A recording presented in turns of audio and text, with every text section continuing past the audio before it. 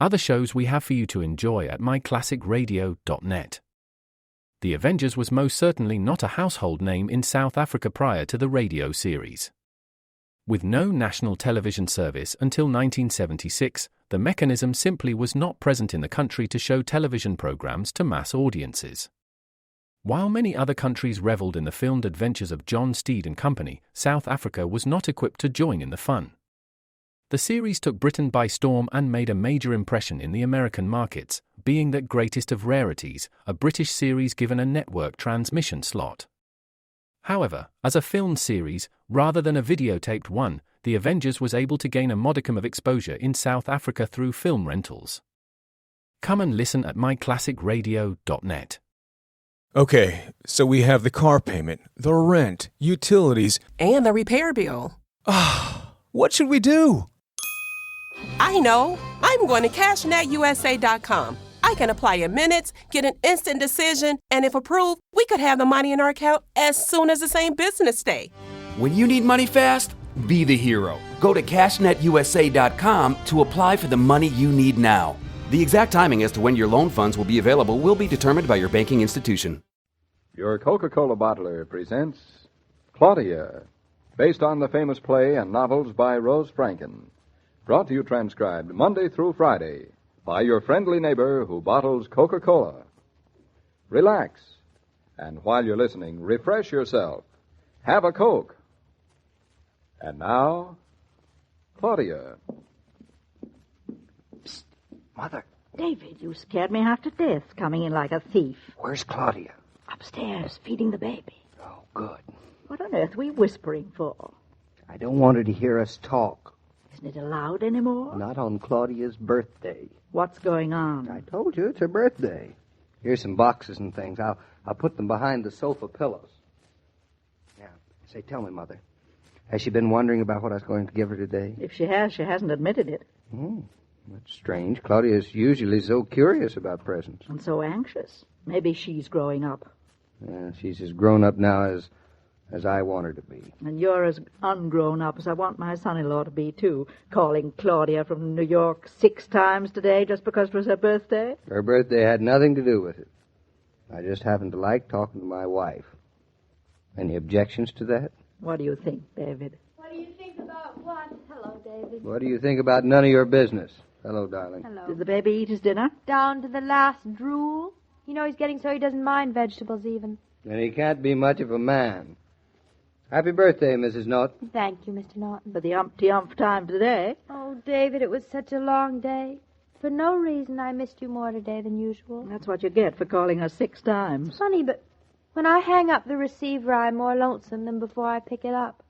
I guess that's when I remember what I'm missing. No. You really make a man feel as if it's worth coming home. We do our best. Happy birthday, Mrs. Norton. Is happy, Mr. Norton. Oh, the baby winked at me today. Well, that's a nice present. It's all the present I want. You and the baby winking and Mama hanging around by the fire. Well, that's too bad. What's too bad, David? Tell me what's too bad. Oh, I brought you home a present, but if you have too many already... Now, why did you go and do that, spending money? It's silly. It is, eh? We haven't got that kind of money to throw around giving each other presents. It's just We silly. haven't, eh? No, we haven't. No. And you don't have to give me presents just because it happens to be my birthday to prove to me you love me. I don't, eh? It is just a silly hand-me-down tradition. It is, eh? Silly business of giving presents on a birthday. Mm-hmm. After all, it's no fault of mine I'm having a birthday, is it? I suppose you're going to blame me. Why not? I blame you for everything, Mama. That's what I'm for. So, you don't want my present? I think it's darling of you, David, to go to all the trouble of buying something, but I just want you to know that, well, I don't... What is it? Ooh, just a little something I picked up. Nothing expensive, I hope. Now, stop worrying. Here you are. A little box. Oh, what a sweet little box. It really is little, too. Well, oak trees from little acorns grow. This is not a little acorn. It's not? No. Well, what can it be? I simply can't imagine. Well, open it. Oh, David, I hope you haven't been silly and extravagant. Once a man has gone to the foolish extravagance of acquiring a wife, nothing he ever does again seems either expensive or foolish. Now, that was sweet, darling. It's all right. Or was it? Mama, can you guess what's in the box? Mama would rather wait and see. Mama has some self-control. Mama sounds very dull.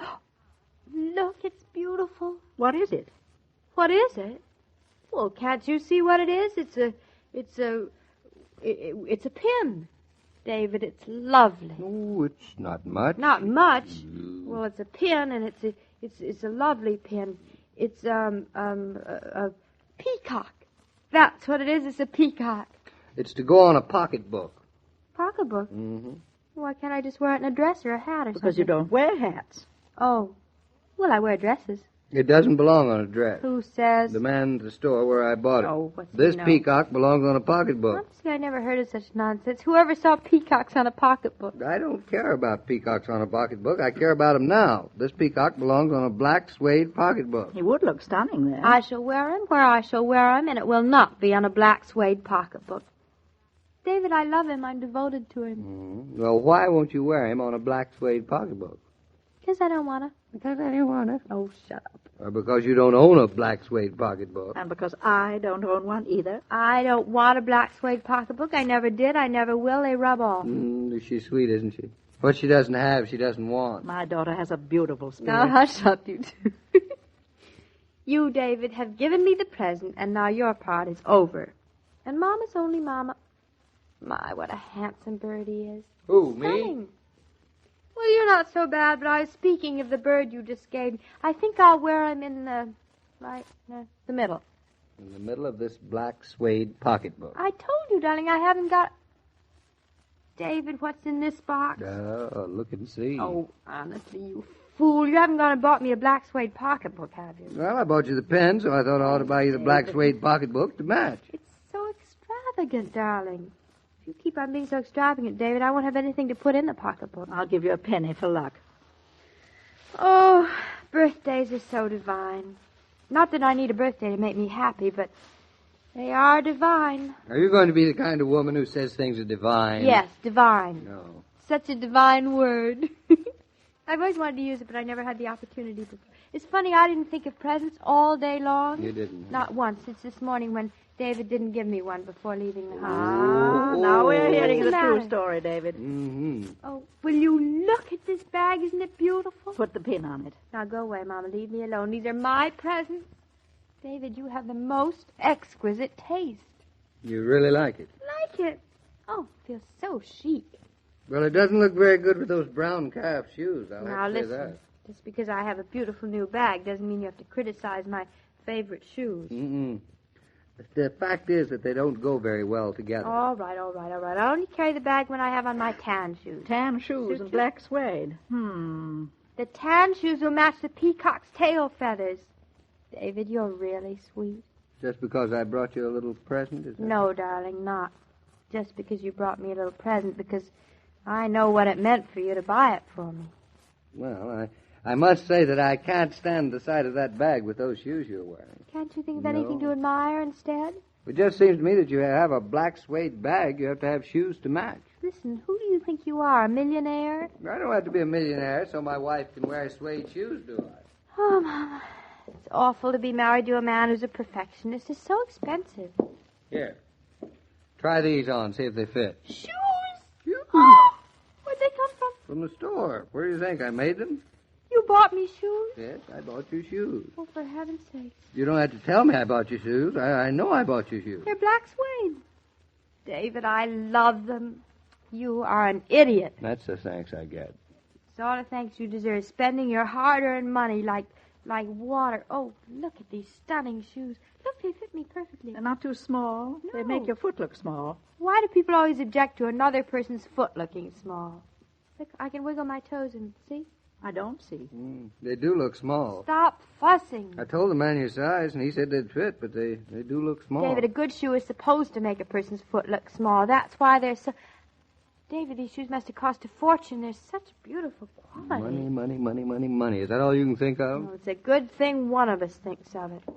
Listen, how do you think I look walking in my new shoes? Not bad from the ankles down.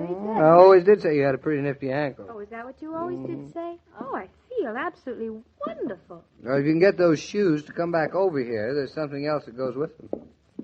David, you've gone out of your mind, completely berserk.